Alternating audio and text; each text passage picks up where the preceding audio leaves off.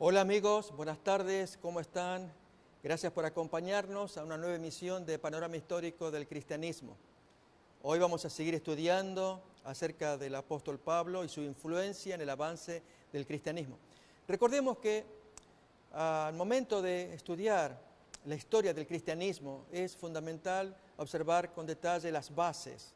Esto es la historia que ocurrió en el primer siglo, especialmente con quizás su mayor protagonista en lo que a literatura respecta e influencia también, como es Pablo, Saulo, aquel antiguo perseguidor Saulo de Tarso. Este estudio que vamos a mirar a continuación lo hemos titulado El fariseo Pablo, levadura en el cristianismo. Esto es observar si la influencia del apóstol Pablo, cuán certera fue a favor del cristianismo. Hay autores modernos que piensan que Pablo desarrolló una teología ajena al judaísmo, por lo pronto, también ajena a Pedro y Jacobo. Jacobo y Pedro tenían más una orientación judía, farisea también, y que el apóstol Pablo pues dedicó atención a un nuevo enfoque supuestamente no previsto por Jesús. Queremos investigar si tales afirmaciones tienen algún viso de verdad.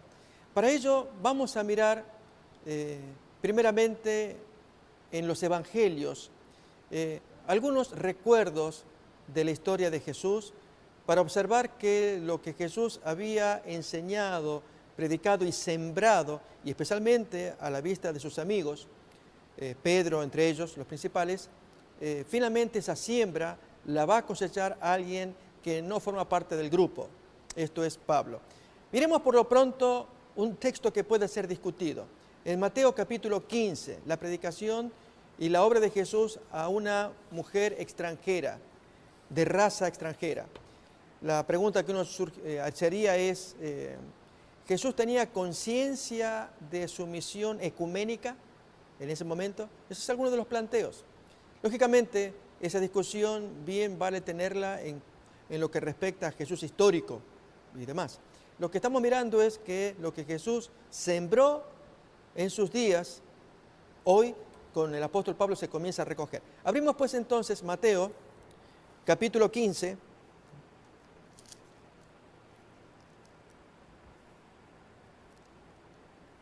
Desde el versículo 21, la fe de la mujer cananea. Lo podemos leer allí. Saliendo Jesús de allí, se fue a la región de Tiro y Sidón.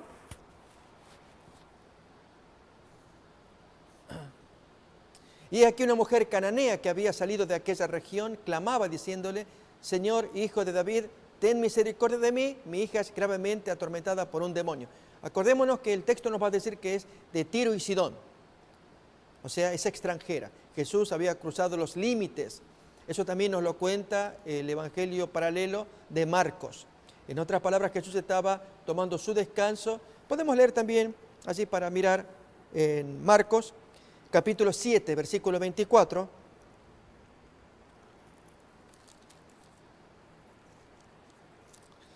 Levantándose de allí, se fue a la región de Tiro y Sidón. Esto es Fenicia, esto ya no es Israel. Estos son gentiles propiamente.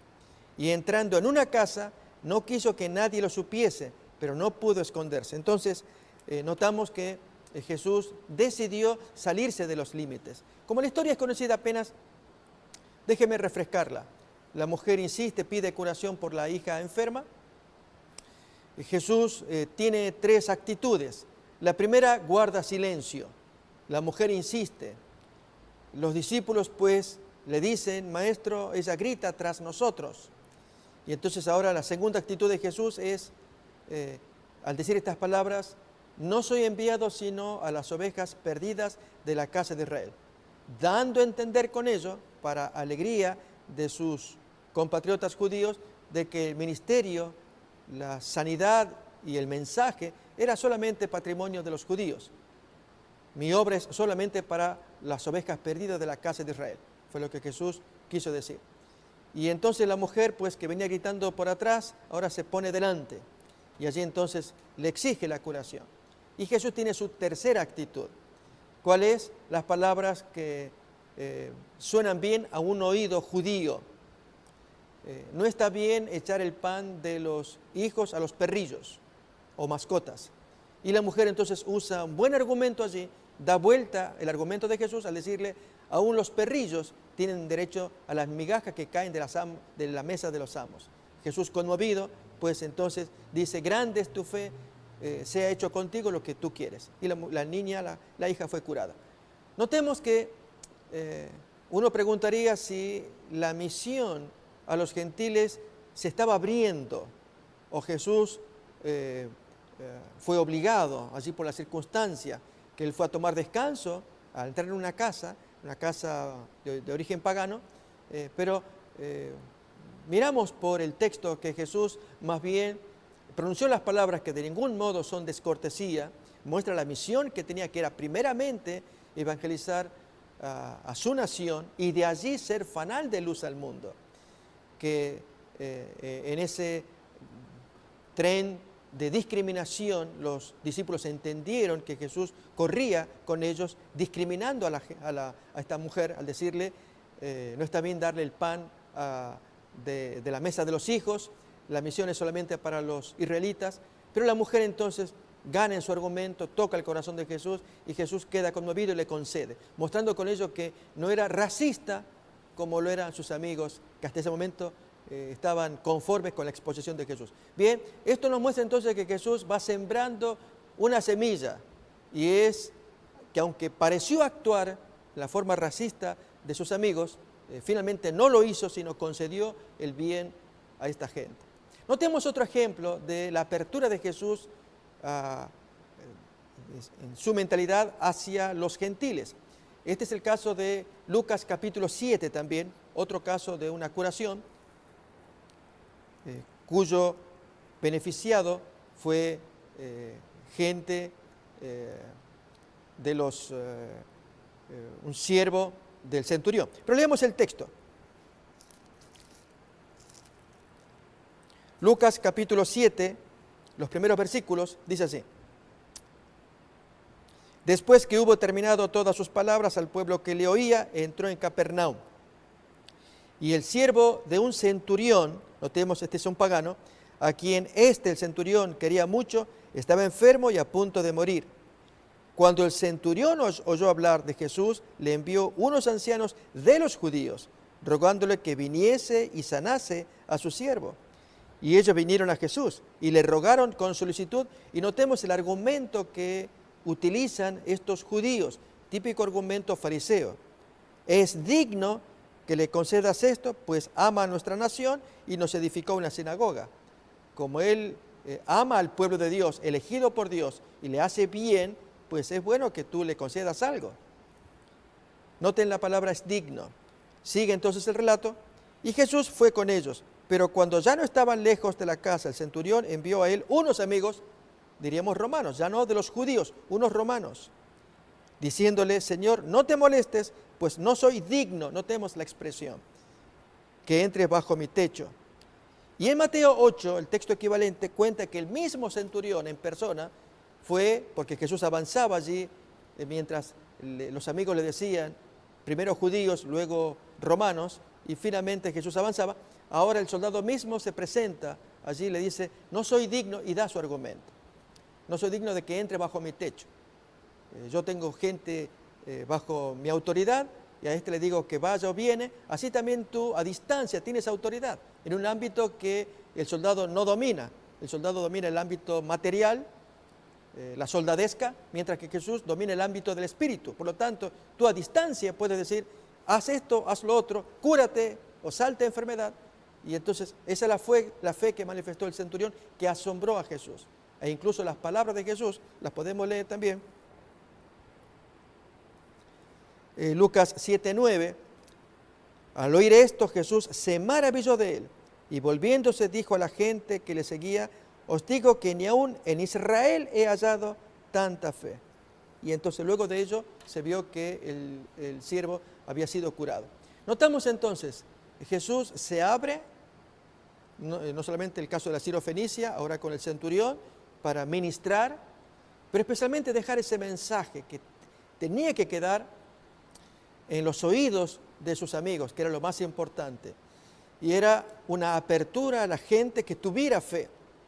Este era el requisito, era la moneda de cambio, tanto en la Sirofenicia como el centurión. Notemos por contraste ahora que Jesús mismo ya anuncia, y decimos todo esto porque Jesús sembró mensaje al mundo gentil durante su tiempo de ministración a las ovejas perdidas de la casa de Israel, pero esa siembra finalmente, parcialmente, cosecha Pedro con Cornelio, pero finalmente una abundante cosecha lo va a hacer el apóstol Pablo. Esto es predicar, cosechar lo que Jesús había sembrado. Es cuánta gente de origen gentil ser ganados al Evangelio. Veremos textos como este que encontramos en Lucas capítulo 8. Así Jesús menciona, Lucas 8, versículo 11. Dice: os digo que vendrán muchos del oriente y del occidente y se sentarán con Abraham e Isaac y Jacob en el reino de los cielos. Notemos la expresión ahora: mas los hijos del reino serán echados a las tinieblas de afuera. Entonces ahí nos está diciendo que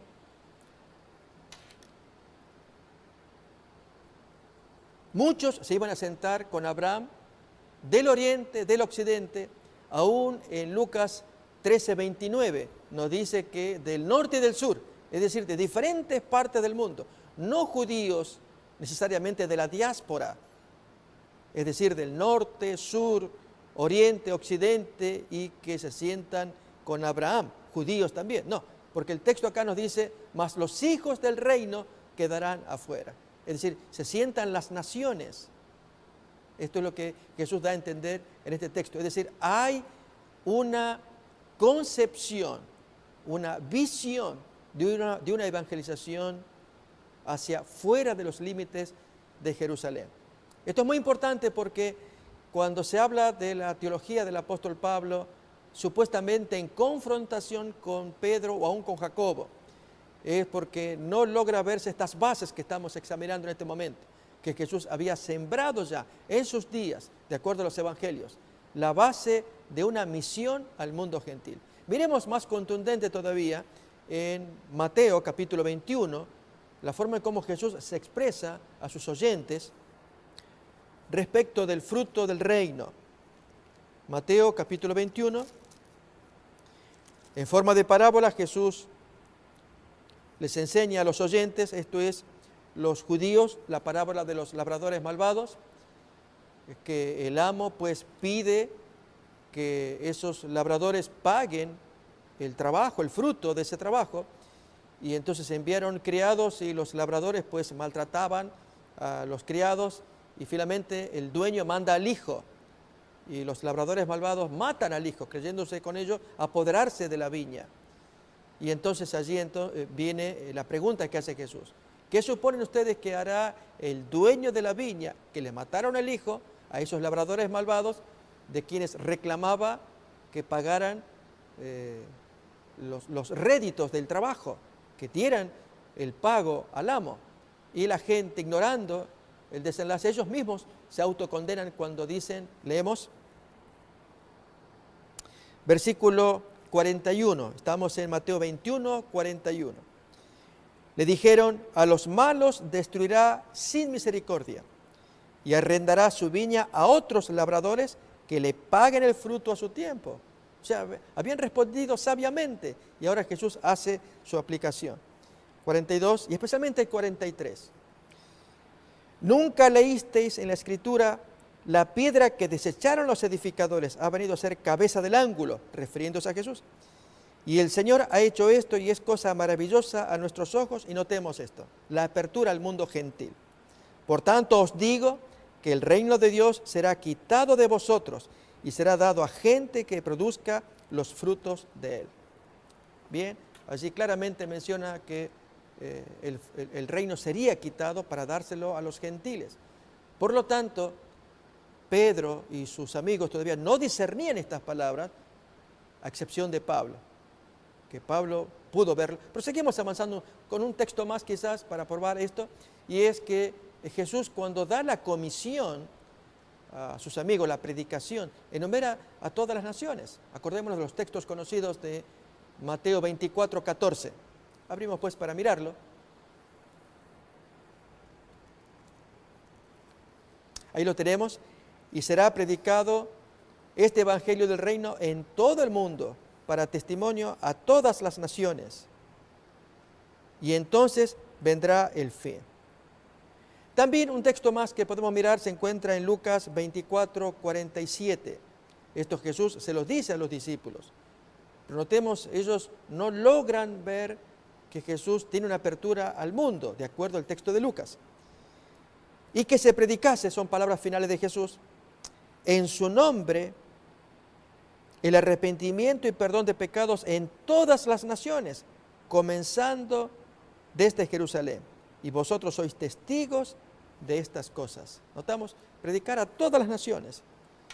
El punto en cuestión es que cuando Pedro inicia su apertura predicando a gentil, recordemos que él estaba en Jope, allí una ciudad marítima, hacia Cesarea lo hacen llamar, y cuando predica a Cornelio, Hechos capítulo 10, un gentil, y comió con ellos, junto con sus amigos que le acompañaban, 6 amigos que fueron con él, y apenas él predica, Hechos 10, el mensaje de salvación, cuando Cornelio, sin haberse circuncidado, sin haberse bautizado, recibe el don del Espíritu Santo, habla en lenguas de la misma manera que Pedro y sus amigos les había sucedido en Hechos capítulo 2. Y él entonces, para su asombro, ahí descubre claramente, a pesar de la visión que había tenido momentos atrás, nos acordamos del lienzo con animales inmundos y la orden mata y come, y Pedro, que había dicho ninguna cosa inmunda ha entrado en mi boca jamás, y Dios le dijo, lo que Dios limpió tú no lo llames inmundo. Entonces, con esto estamos notando que Pedro, tanto con la visión por un lado, pero con la experiencia que tuvo con Cornelio en particular, es que él se da cuenta que tiene que tener su mente abierta para no solamente entenderlo, explicar a sus amigos en Jerusalén.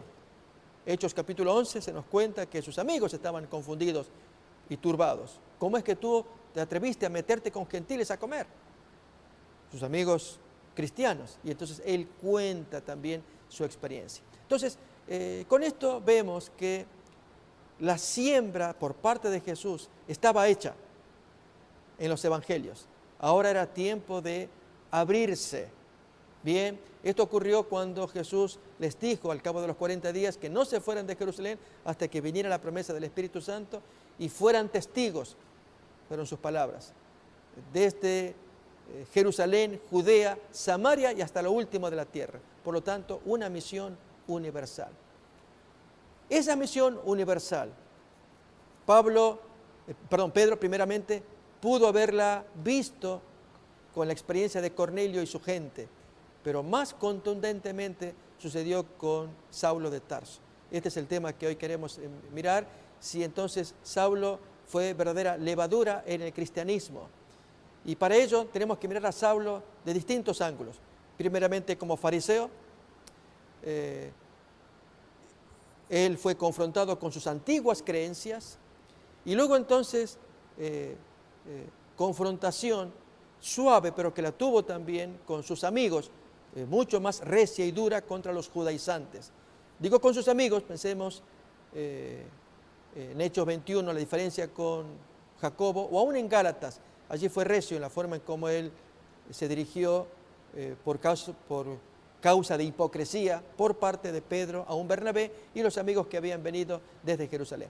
Vamos pues entonces a hacer una pequeña semblanza del apóstol Pablo, su historia, para entender cuánto él fue, si fue levadura, si él fue el que produjo el cambio, o más bien llevó adelante un cambio ordenado por Jesús. Esto es lo que importa. En otras palabras, el cristianismo es lo que es, muchos dicen, gracias a Pablo.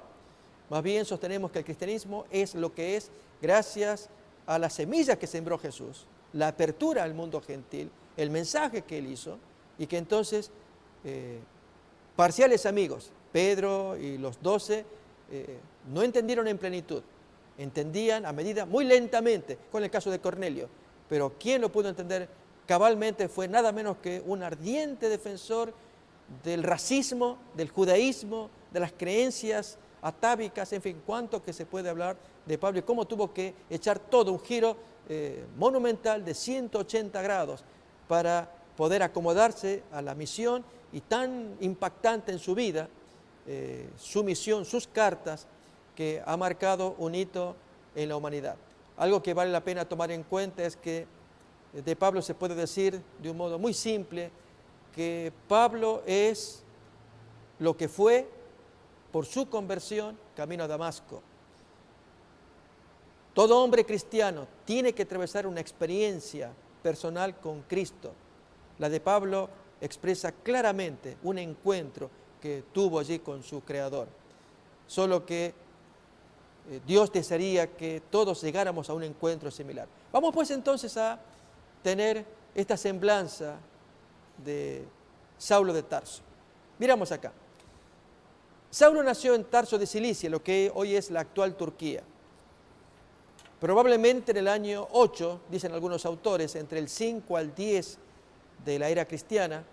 Algunos suponen, no se sabe la fecha cierta, pudo haber sido antes, debido a que cuando él escribe a Filemón, aproximadamente por el año 63, él en el versículo 9 se llama a sí mismo anciano.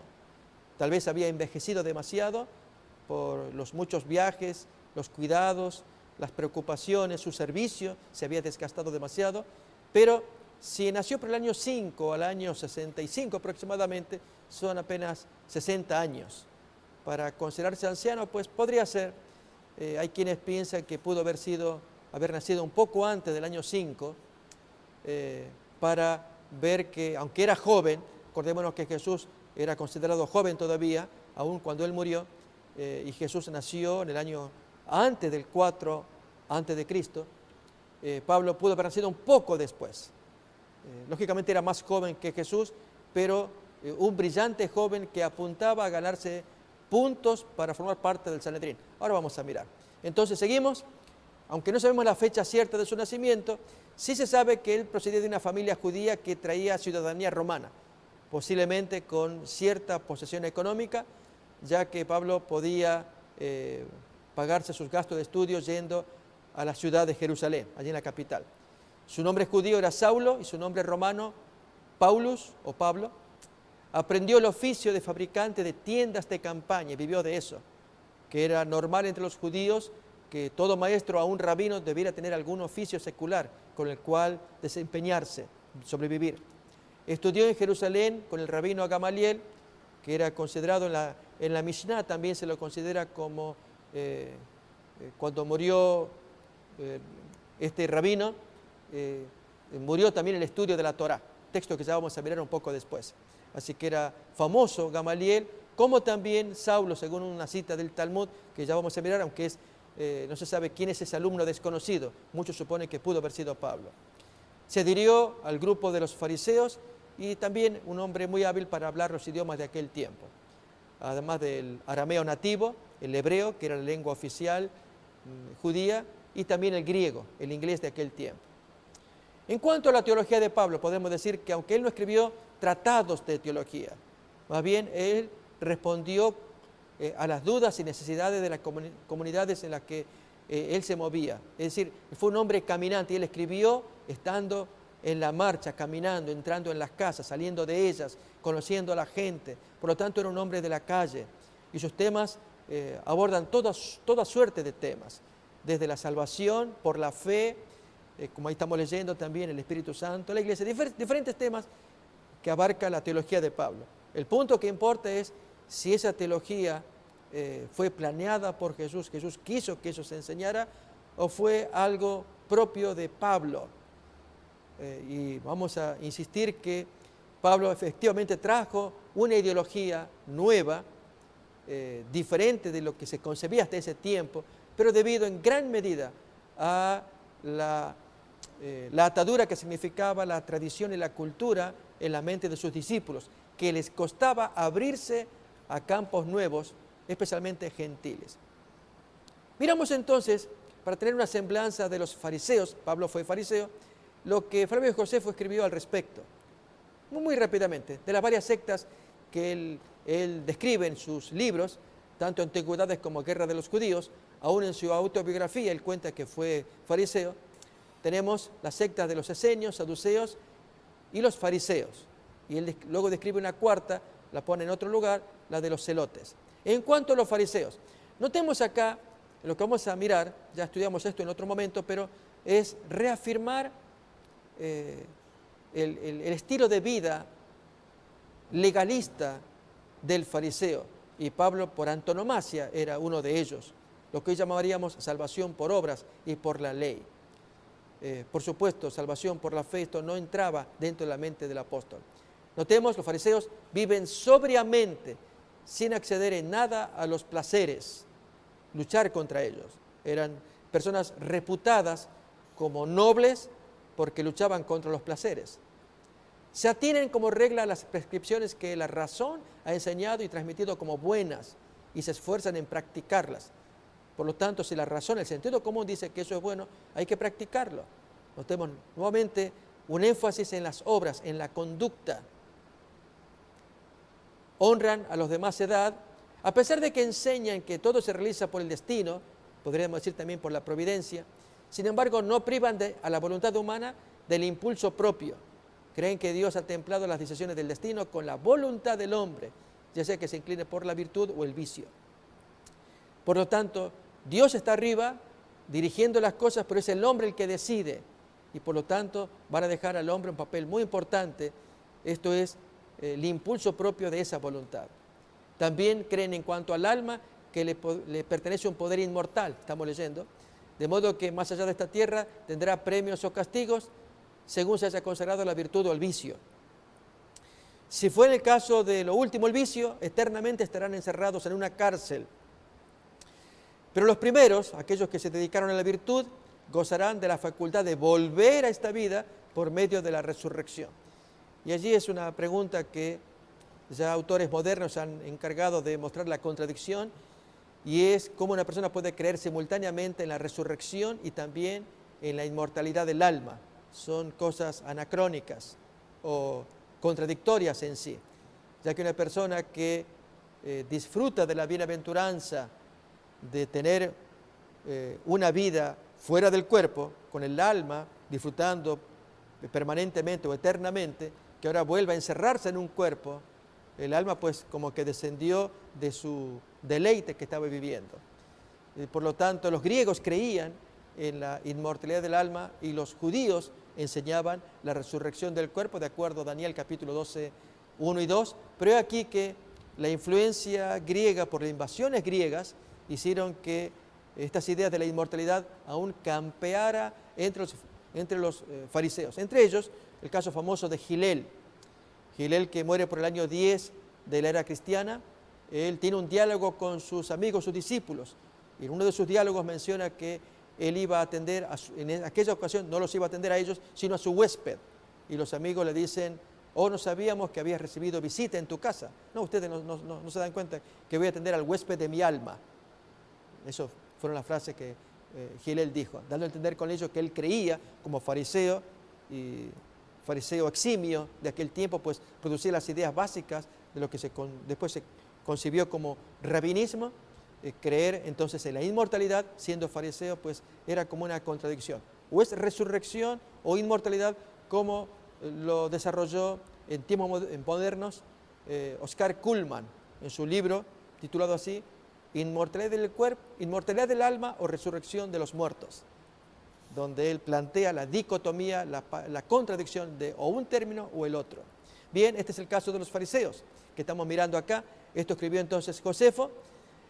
También dice más Josefo en su libro Antigüedades: a causa de todo esto disfrutan de tanta autoridad ante el pueblo que todo lo perteneciente a la religión, súplicas y sacrificios se lleva a cabo según su interpretación, no según la de los saduceos. Y finalmente en Antigüedades, el libro 18, en el capítulo 1, termina acá diciendo: los pueblos han dado testimonio de sus muchas virtudes, rindiendo homenaje a sus esfuerzos, tanto por la vida que llevan como por sus doctrinas. Acordémonos que Josefo no es cristiano, y entonces él ensalza la conducta de los fariseos, como estamos mirando acá. Ahí tenemos la cita respectiva, y es una persona que tiene una buena conducta exterior, pero aquí no está hablando del alma, que es lo que Jesús cuántas veces en sus prédicas, y Pablo en particular, va a resaltar en sus epístolas, particularmente la carta a los romanos. Miremos más todavía de otro libro de Josefo, más prácticamente lo mismo, pero para agregar más conocimiento de los fariseos en su libro Guerras. Tenemos acá, que dijo también Josefo: los fariseos tienen fama de interpretar las leyes con rigor y son los que dirigen la secta más importante. Todo lo atribuyen a Dios y al destino. Sin embargo, para ellos el obrar con justicia o sin ella depende en gran medida del hombre, aunque el destino interviene también en cada caso. Noten el interjuego entre ese destino, fatalidad dirían algunos, o providencia dirían otros, más la actuación del hombre, pero le atribuyen gran valor a lo que el hombre pueda hacer. Nuevamente se enfatiza el movimiento de las obras en los fariseos. Además, toda alma es incorruptible y que solo la de los seres buenos pasa a otro cuerpo en la resurrección, mientras que la de los malos sufre un castigo eterno en encierro. Y finalmente los fariseos se quieren entre sí y buscan estar en buenas relaciones con la comunidad. Esto aparece en el segundo libro de las Guerras. Bien, adicionalmente en Hechos capítulo 23, del 7 al 9, nos acordamos allí la gran discusión entre fariseos y saduceos cuando Pablo hizo su defensa allí reunido aquella gente, y estaba el Sanedrín presente, y que entonces, viendo que había un ala que era farisea y la otra que era saducea, pues habló a favor de la resurrección, creencia farisea, y se disolvió la asamblea. Fue un gran alboroto. Bien, ahí el texto pues nos menciona que los fariseos creen también en espíritu, en ángel y en la resurrección, al punto que en aquel encuentro con el Sanedrín de Pablo en Hechos 23, miembros del Sanedrín, del ala farisea, dicen: ¿y no será que algún espíritu o un ángel le ha hablado? No sea que estemos resistiendo a Dios. Un argumento parecido al de Gamaliel. Bien, sin embargo, cuenta el texto, ahí la tenemos, que Lisias, temiendo que lo despedazaran, el ala saducea especialmente, el ala farisea que lo defendía, prefirió llevárselo a prisión, allí en la fortaleza Antonio. Muy bien, avanzamos todavía más, leemos acá más descripción acerca de los fariseos.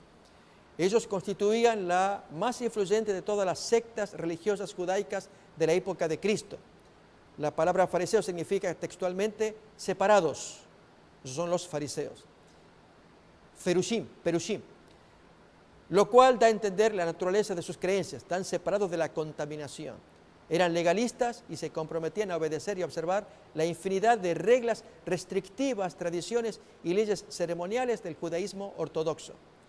Se consideraban los únicos seguidores auténticos de las leyes divinas. Si comparamos con las otras sectas o grupos de aquel tiempo, saduceos, pues no tenían nada de qué envidiar. Los esenios estaban apartados junto al Mar Muerto y los celotes eran sanguinarios. Por lo tanto, eran personas que creían que estaban muy en buena posición delante de Dios. Por lo que se creían, dice acá todavía el texto, mucho mejores y más santos que ninguna otra persona. De ahí que no solo se separaran de los no judíos, o sea, los gentiles, a quienes trataban con perfecto desdén, acordémonos de Pablo con Cornelio, y consideraban perros o inmundos, recuerden allí la visión del lienzo, sino que inclusive se pusieran por encima de sus propios hermanos judíos. Acordémonos de Caifás o aquellos que dijeron a Nicodemo y a los alguaciles: esta gente que no sabe de Biblia es maldita, cuando los alguaciles dijeron: nadie ha hablado como este hombre. Nos acordamos de esa expresión. Por lo tanto, se creían superiores al llamar al pueblo común malditos por no tener conocimiento de la palabra de Dios. Lo cierto es que este Saulo de Tarso hace su aparición en escena cuando participó pasivamente tal vez del sangriento asesinato de Esteban. El texto pues nos dice que aquí cuando él cuenta su testimonio ante la turba en Jerusalén, dijo Pablo a Jesús resucitado: Señor, ellos saben que yo encarcelaba y azotaba en todas las sinagogas a los que creían en ti. Y cuando se derramaba la sangre de Esteban, tu testigo, yo mismo también estaba presente y consentía en su muerte y guardaba las ropas de los que le mataban. Allí quizás el dibujante, al poner en el rostro de Pablo, que miramos, consternación o duda o confusión, tal vez expresa claramente lo que Jesús reveló a Pablo y que Pablo lo reproduce en su diálogo con Agripa II, cuando le dijo: dura cosa te es dar patadas contra el aguijón.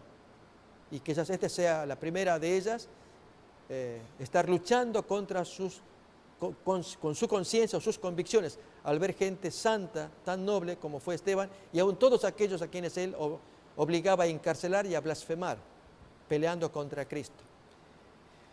Pero esta experiencia, esta parte de Pablo es importante comentarla porque va a dar el vuelco de 180 grados, que es el que nos interesa, para enfrentar al fariseísmo por un lado y entonces luego dedicarse a los gentiles y eventualmente, si hacía falta, enfrentarse con Pedro, como pasó como cuenta Gálatas, o aún con Jacobo, como cuenta Hechos 21, que él no se enfrentó. Hoy modernamente los autores estudiosos sostienen que lo que hizo Jacobo fue equivocado. Eso ya lo vamos a mirar en su momento también. Pero leamos acá: mientras el evangelio seguía avanzando fuera de Jerusalén, Saulo continuaba asolando a la iglesia. Con gran odio vino al sumo sacerdote y pidió cartas para las sinagogas vecinas de otra población, de Damasco. La referencia que hace a esta ciudad indica que el cristianismo se había extendido rápidamente. Saulo, miembro del Sanedrín. Quiero compartir con ustedes esta cita escrita por una historiadora no muy moderna, de los 1800, que en su Historia de la Redención dice lo siguiente: Saulo era muy estimado por los judíos, tanto por su erudición como por su celo para perseguir a los creyentes. No fue miembro del Sanedrín hasta después de la muerte de Esteban, cuando se lo eligió para ocupar un lugar en ese cuerpo, teniendo en cuenta la parte que había desempeñado en esta oportunidad. Como no tenemos evidencias en el resto del Nuevo Testamento, esto ocurre por cuenta de opiniones de autores, de estudiosos, de un lado o del lado opuesto, que sostienen que Saulo fue miembro y otros que dicen lo contrario. Lo que interesa acá en este punto es que Saulo sí había ganado la buena voluntad del Sanedrín, era muy altamente estimado, además cuando él cuenta su propio testimonio, con más razón. Por lo tanto, el hecho de incendiarse persiguiendo a los cristianos, y si perseguía el propósito de formar parte del Sanedrín, siendo un hombre joven, normalmente en el Sanedrín pues entraban ya los consejeros de 40 años arriba, y Saulo pues no los tenía. Pero conocemos de casos de gente brillante, siendo jóvenes, y que quienes los observan pueden entender que bien merecen estar en posiciones de alto liderazgo por su calidad humana, por su sabiduría, por sus habilidades que muestra el desarrollo de asuntos que interesan allí al grupo dirigente. Tal es el caso de Saulo. No tenemos cierto si era miembro del Sanedrín o no, excepto por este pensamiento de esta escritora Elena de White. Pero lo que importa es que Pablo hizo todos los méritos que podían corresponder a un hombre que pretendía ser miembro del Sanedrín. Todo ello nos muestra quiénes eran. Veamos un poco más acerca de las características del Sanedrín para el cual Pablo trabajaba. Si no era miembro o aspiraba a ser miembro o ya era miembro, no tenemos la certeza absoluta, pero sí de quiénes eran los miembros del Sanedrín, por lo que nos cuenta Josefo. Miremos esto. El Sanedrín estaba formado de 70 miembros y su presidente, el sumo sacerdote, 71 en total, constituido por 3 grupos: los ancianos, presbíteros, los jefes de los sacerdotes, argiereus, es como lo expresa el Nuevo Testamento, y los escribas o gramateus. ¿Quiénes eran unos y otros? Los ancianos eran los representantes de las principales familias aristocráticas. Los jefes de los sacerdotes, mayormente saduceos. es decir, los sumos sacerdotes retirados del servicio activo, y los miembros de 4 familias sacerdotales: Ananos, Boetos, de allí venía, era la hija, una de las esposas que tuvo, hija más bien, que tuvo Herodes el Grande. Y entonces allí es que Herodes pues toma parentesco con Mariamne, a la cual casa, siendo ella hija de Boetos, el que estamos mirando acá, famosa familia sacerdotal del tiempo de Herodes. También Fabi y Camitos eran otras familias que formaban parte del Sanedrín de aquel tiempo. Y ellos proporcionaban la mayoría de los sumos sacerdotes. Y también los escribas, que es lo que nos importa, que en su mayoría pertenecían al partido de los fariseos. Y así entonces tenemos los textos del Nuevo Testamento que siempre se presentan en estos 3 grandes grupos. Los escribas o fariseos, y a donde Pablo allí o Saulo más se identifica, leemos acá, aunque se mencionan aparte de los fariseos, Mateo 23:2, los escribas eran fariseos con una misión especial: la interpretación de la ley. Los escribas más famosos fueron Gilel y Shammai, que vivieron en tiempo de Herodes el Grande. Recordemos, Gilel muere por el año 10 aproximadamente de la era cristiana.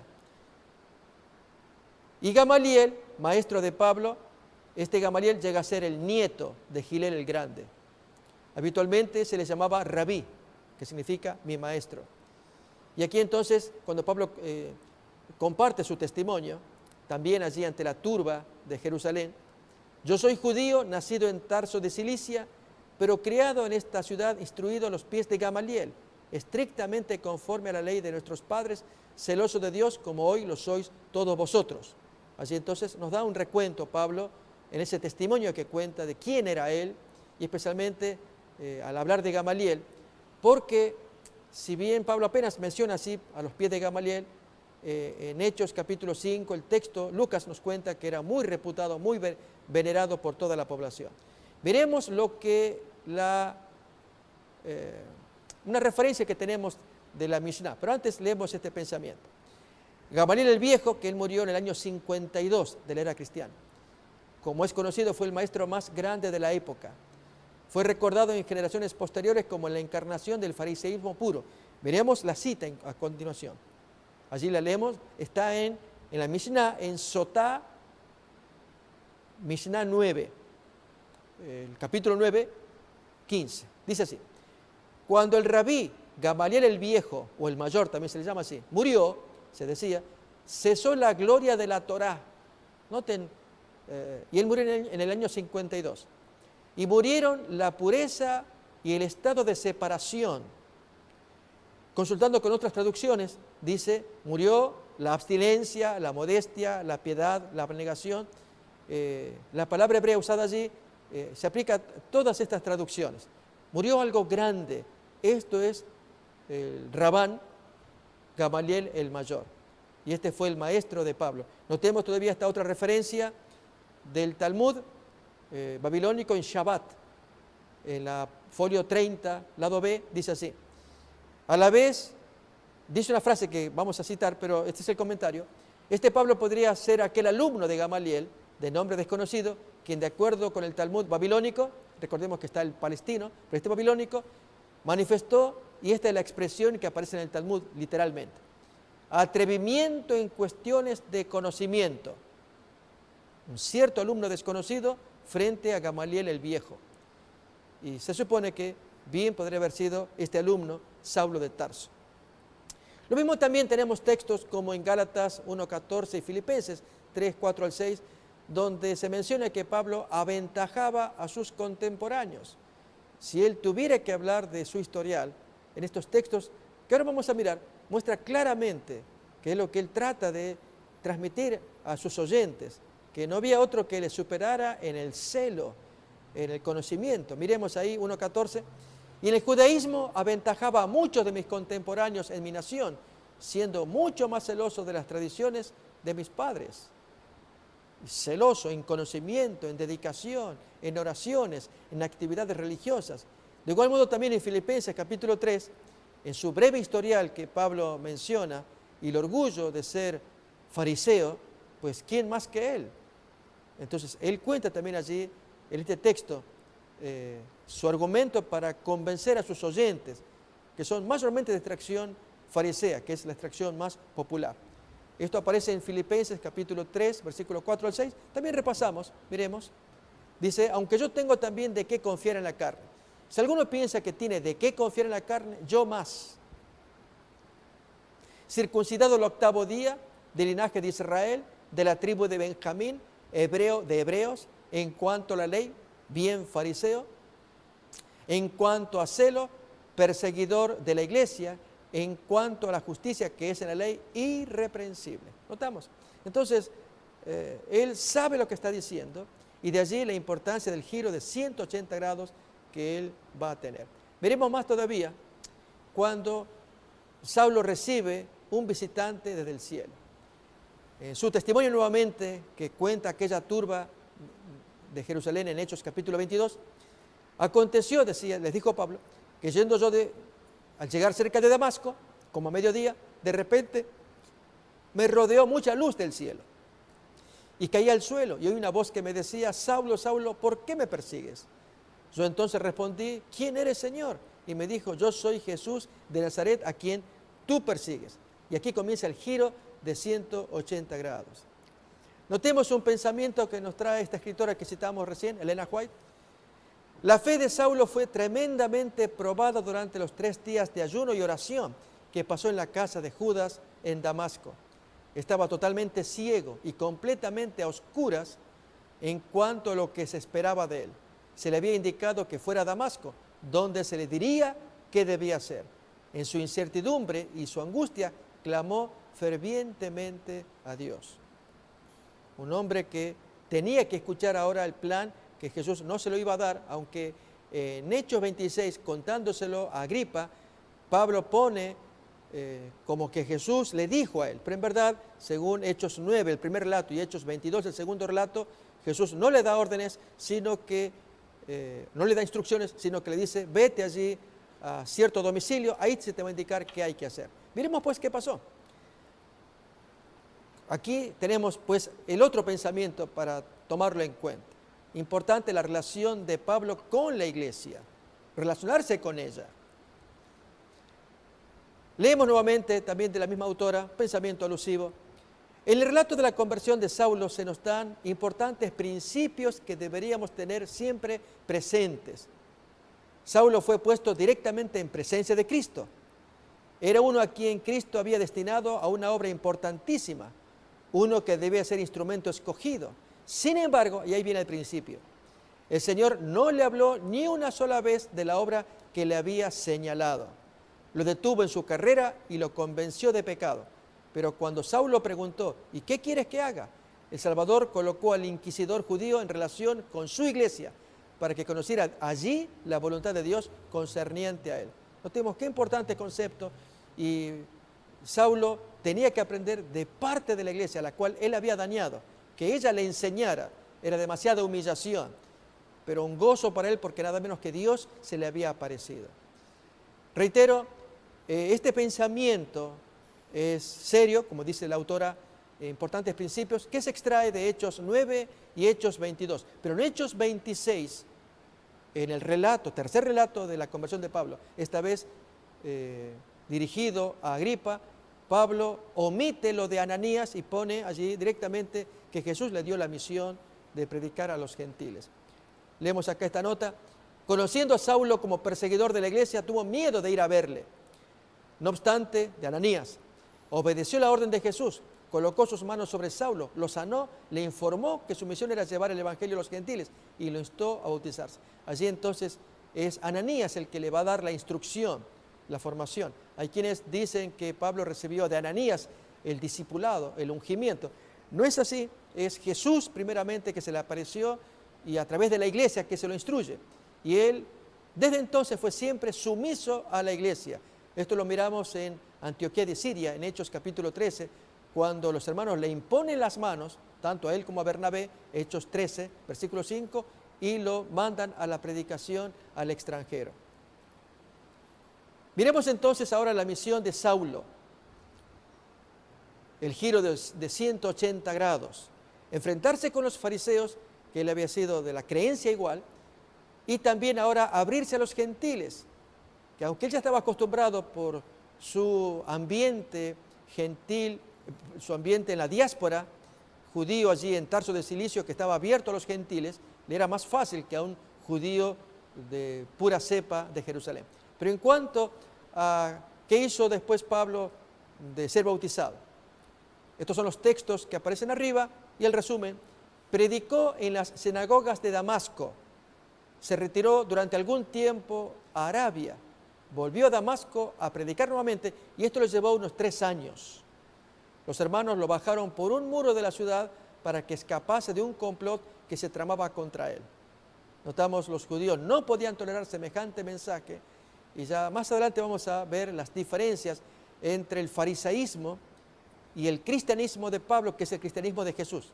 Esto es lo que importa tenerlo, por eso Jesús nunca fue bien mirado, no tanto porque Jesús se atendiera a los gentiles, acordémonos de Lucas 7, y que los mismos judíos le piden a Jesús que atienda al centurión que amaba la sinagoga y ama a la nación, que le conceda el favor. Así que el rechazo fariseo a Jesús no era por su aprecio a los gentiles, como el centurión, sino por su decidido ataque contra las leyes fariseas. Pensemos en las tradiciones de los ancianos, conocida hoy como Mishnah. Seguimos leyendo todavía el resumen de la misión de Pablo posterior a su bautismo. 3 años después de su conversión, fue a Jerusalén y habló con Pedro y Santiago. Estamos leyendo acá. Efectivamente, Pablo ya había predicado sus 3 primeros años, yendo a las sinagogas, nos dice el texto bíblico, pero entonces también yéndose con los gentiles.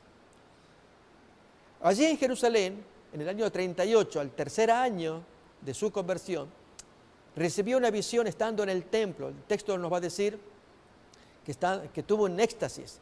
Esto está en Hechos capítulo 9. Y se le indicó que se fuera de Jerusalén y que se encargara de los gentiles, que administrara a los gentiles. Pasando por Siria y Cilicia, se retiró a Tarso. El texto nos va a decir que sus amigos pues lo encaminaron a Cesarea y allí lo dejaron en un lugar seguro, protegido de los judíos, y entonces sí, él se encaminó ya a Tarso para moverse entre Siria y Cilicia, que era la parte sur vecina allí a Tarso, donde él podía moverse y predicar también, alejados de Jerusalén. Las diferencias entre Pablo y Pedro. Pedro fue elegido para obrar con Jesús, pero Pablo no estuvo en medio de los discípulos o en medio de los apóstoles. Pedro nació en Betsaida, vivió en Capernaum, mientras que Pablo nació en Tarso de Cilicia y él se educó en Jerusalén. Se dice de Pedro que era casado. Jesús curó la suegra de Pedro, mientras que de Pablo podría haber sido soltero, o si aspiraba a ser miembro del Sanedrín, o lo era, los miembros del Sanedrín naturalmente eran casados, la esposa pudo haberlo abandonado al abrazar la fe cristiana. Pudo haber pasado eso, pero no se nos cuenta de la familia excepto el sobrino y la hermana de Pablo. También otras diferencias es que Pedro comenzó con amor, con confianza y fe, mayormente en sus cartas aparecen estos mensajes, en tanto que Pablo, él comienza con enemistad como perseguidor de la iglesia. Miremos a Pedro allí curando al paralítico, en fin, son las diferencias principales que hay, como asimismo también miramos acá una persona no educada, pescador e impulsivo, en tanto que Pablo era altamente educado. Con esto, amigos, queremos decirles que estamos mirando la primera parte de lo que miraremos en las siguientes emisiones, acerca de Pablo, si él fue la levadura en el cristianismo, o la levadura ya la traía Cristo, que se la pudo haber dado a los discípulos, especialmente a Pedro en su prédica a Cornelio, pero finalmente se la transfiere a Pablo como ministro de los gentiles, y Pedro pues con sus amigos discípulos, apóstoles, predicar a los gentiles. Estos estudios seguiremos avanzando en las siguientes emisiones, conociendo más a fondo la ideología del apóstol Pablo. Gracias por acompañarnos y hasta entonces, que Dios los bendiga. Metro Evangelización 3000, En la Biblia encontramos el gran desafío evangelístico que han representado las ciudades a quienes desean hacer suya la orden de ir y predicar el evangelio.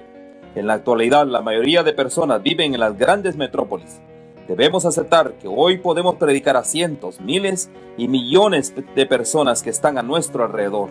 Y esto lo podemos hacer con planes muy abarcantes que nos desafíen a una obra mayor. Ya están listos los peces, ya están listas las redes, solo faltan los pescadores.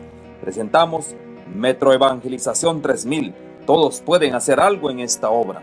En estas reuniones hogareñas presentamos a Cristo a las familias. Metroevangelización 3000, donde más de 125 ciudades serán impactadas por el mensaje de salvación de la verdad presente. Únete, acércate y forma parte de este magno evento. Abre tu hogar y sed de gran luz. El Señor está esperando por ti.